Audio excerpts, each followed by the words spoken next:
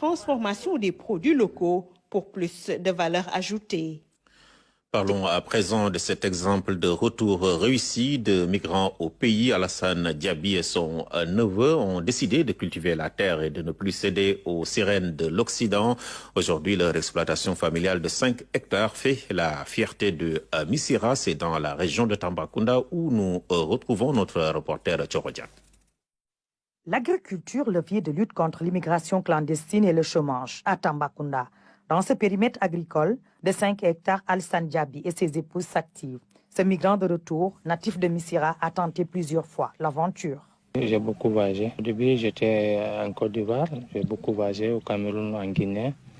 Et j'ai aussi allé en Libye. Bon, l'aventure, ça n'a pas marché.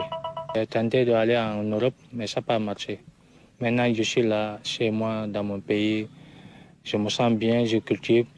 Je fais maintenant l'agriculture. Je suis à côté de la famille. Mes enfants me voient, ma femme, je suis à côté d'eux. Dans ces surfaces emblavées, des cultures de rente et vivrières, l'ambition de ce producteur est de faire de cette exploitation familiale une grande ferme agricole. Moi, j'étais un peu jeune, mais maintenant, on oublie tout. Moi, je suis là maintenant, je cherche maintenant à... Si je ne suis pas mort, je cherche seulement à cultiver. Moi, c'est le moyen qui me manque un peu. Bon, si je trouve l'aide d'avoir un peu de matériel d'agriculture, ça va beaucoup m'arranger. Ça va faire, je vais produire beaucoup, comme tracteur complet, accessoires, tout ça complet, mais ça va beaucoup m'aider.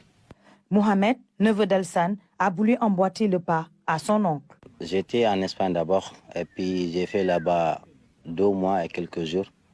Après, j'ai quitté en Espagne pour partir en France.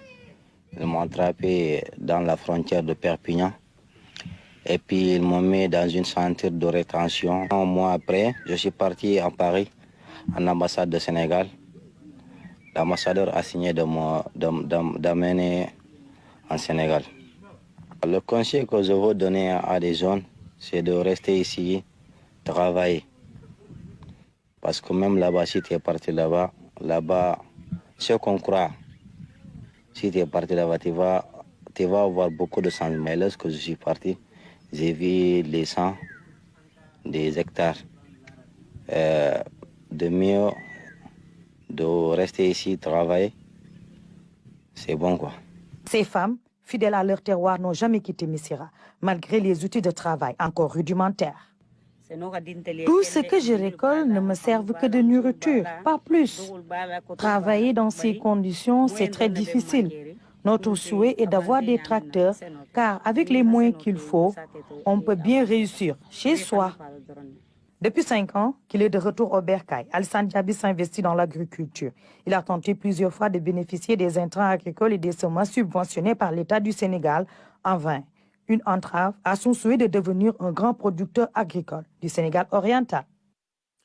Voilà, tu retiens 6 milliards de francs CFA pour l'éclairage du tronçon Thiaroye-Keur Massar sur l'autoroute à péage, un investissement incluant les bretelles d'accès.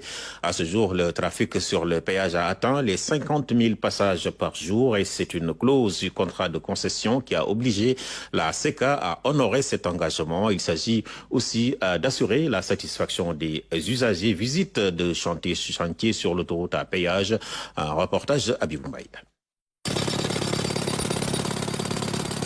La force d'un marteau-piqueur pour percer l'asphalte, atteindre le béton armé et creuser l'espace réservé à la fondation qui doit soutenir les lampadaires de l'autoroute à péage. L'éclairage, qui était une doléance des usagers, est en